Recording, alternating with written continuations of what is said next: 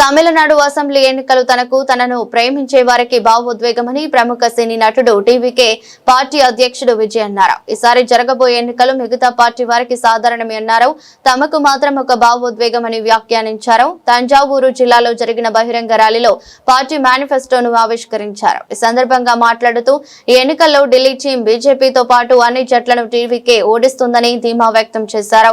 IPL cricket లో Tamil Nadu Chennai super Kings కు whistle వేస్తే ఎన్నికల్లో టీవీకే విజిల్ గుర్తు మారుమ్రోగుతుందని అన్నారు. ప్రజలకు తనతో ఉన్న అనుబంధాన్ని ఎవరు విడదలేరన్నారు. வீணா போச்சே டெல்டாக்காரன்னு சொல்லிக்கிற நீங்க அதையதான் கவனிச்சிங்களா? அவங்களுடைய போராட்டம் எதுக்காவது கூட போய் நின்றுக்கிறீங்களா? கூண்டாஸ்ல மட்டும் போடுவீங்க, இதானே உங்களுடைய அந்த சாதனை? பரந்தூர் பிரச்சனை உங்களுடைய உண்மையான நிலைப்பாடு என்ன? மேல்மா விஷயத்தில் உங்களோட உண்மையான நிலைப்பாடு என்ன?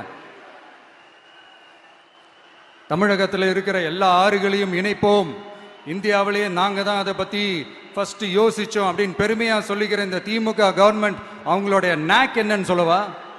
இந்த மாதிரி பெரிய பெரிய திட்டங்கள்லாம் ஆட்சிக்கு வந்த உடனே செய்ய மாட்டாங்க. அந்த ஆட்சி முடிகிற டைமில், அந்த கடைசி 6 மாதம், அந்த 1 வருஷம், அந்த 1.5 வருஷத்தில் அதுக்கான திட்டத்தை கொண்டு வருவாங்க, அதுக்கான அடிக்கலை நாட்டுவாங்க. அதுக்கப்புறம் எலெக்ஷன் வரும், தோத்துருவாங்க. கேட்டால் எங்கள் ஆட்சி தான் முடிஞ்சிருச்சே அப்படின்னு நாடகம் ஆடுவாங்க. இல்லை, நான் தெரியாமல் தான் கேட்குறேன். மக்கள் மேலே உங்களுக்கு உண்மையிலே அந்த அக்கறை இருந்துச்சுன்னா ஆட்சிக்கு வந்த உடனே இந்த மாதிரி பெரிய பெரிய திட்டங்கள்லாம் ஸ்டார்ட் பண்ண வேண்டியது தானே? அதனால் ஆட்சி முடியும் போது அடிக்கல் நாட்டுறது, ஓட்டுக்காக என்னென்னலாம் பேசுவீங்க. ஆனால் மக்கள் இதெல்லாம் நம்புறதுக்கு அவங்க ஏமாளிங்க நினச்சிங்களா?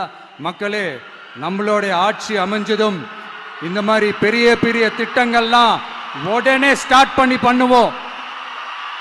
அதை அந்த 5 வருஷத்துக்குள்ள அதை முடிக்கவும் ட்ரை பண்ணுவோம்.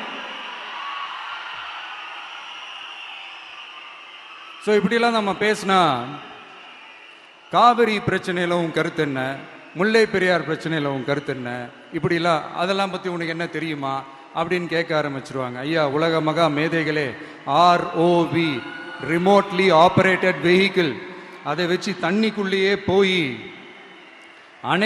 அணைகளோட உறுதித்தன்மையை ஆராய்ச்சி பார்க்குற வரைக்கும் நான் எல்லாம் தெரிஞ்சுதான் வச்சிருக்கிறேன். ஒருத்தன் சைலண்டாக இருக்கான், அமைதியாக இருக்கான்னா உடனே அவனுக்கு எதுவுமே தெரியாதுன்னு நினச்சிடாதீங்க. சும்மா கருத்து சொல்லிக்கிட்டு கம்பு சுற்றிக்கிட்டு இருந்தால் எல்லாமே நடந்துருமா? நசன் பேசி அதை கேட்டு மக்கள் வெறுத்து போயிட்டாங்க. உருப்படியா ஏதாவது யோசிங்கயான்னு மக்கள் நினைக்கிறத யாருக்கு தெரியுதோ தெரியலையோ, எனக்கு அது நல்லாவே தெரியுது. உரிய இடத்துக்கு போய் சம்பந்தப்பட்டவங்களோட பேசி அதுக்கான சொல்யூஷன் என்னன்னு தெரிஞ்சுக்கிட்டு அதை ப்ராப்பராக எக்ஸிக்யூட் பண்ணணும்.